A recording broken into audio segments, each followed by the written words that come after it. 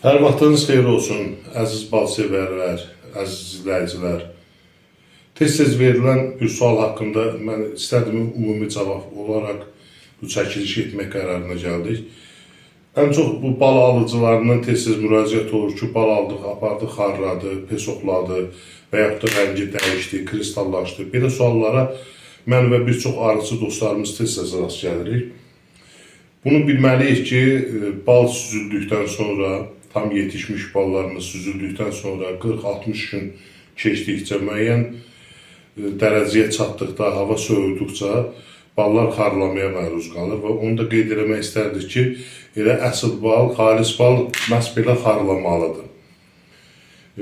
Biz isti şəraitdə, otaq şəraitində olanda biz belə ballarımızı açıq vəziyyətdə, otaq şəraitində, isti yerlərdə, toplu pollarda, isti pollarda saxlayanda belə vəziyyətdə qalır. Ancaq ki, soyuq yerlərdə olduqda, soyuducuya qoyduqda və soyuq yerlərdə olduqca bal beləcə xarlayır. Balın keyfiyyət dərəcəsi diastaza ilə ölçülür və diastazada bir neçə hissələr bölünür, saxaroza, fruktozoya bölünür və bu da balın keyfiyyət dərəcəsinin yüksəkliyindən nəticəsi verir. Və onu da qeyd etmək istərdim ki, balın xarlamağı çəkilən çiçəklərdən, arı hansı çox çiçəkdən çəkirsə, balın rəngi, dadı, iyi o çiçəyə daha çox uyğun olur. Azərbaycanımızın zəngin təbiəti var. Bir kvadrat metrdə 40 cür çiçək olan bölgələrimiz var. Və çox şükürlər olsun ki, coğrafi baxımdan da Azərbaycanımız çox zəngindir. Günəş şüalanmasından zəngin olan bitkilərimiz var.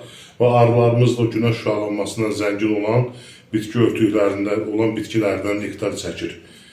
Və mən məsləhət görərdim və eləcə də hesab edərdim ki, arıcı dostlarımızın hər birinin bu məsləhətlə razılaşardı ki, balı elə məhz xarlanmış vəziyyətdə daha çox istifadə qaydası daha rahat və daha mükəmməl olur. Heç bir kəs balın xarlanmasından narahat olmasın. Bir daha xatırladıram ki, bal qanunla xarlanmalıdır. Süzüldükdən 30, 40, 60 gün keçdikdən sonra bal xarlayır və bir çox bitkilər var ki, xüsusən şabalıd balıdır və bir çox bitkilər var ki, onların balları xarlanır.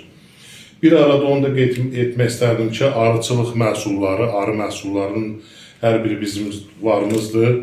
İstəyənlər müraciət edə bilər. Arı südüdür, güləndir, çiçək tozudur, propolisin özü və məhlul vəziyyətdə olan halda da varımızdır. Şanlı ballar və bir çox bal növləri var, ağ bal və cökə balı, eləcə də dağ çiçək balı, çəmən çiçək balımız var. Hər bir kəsə ağız dadına uyğun olaraq bal təkliflərimiz var. İstəyənlər müraciət edə bilərlər.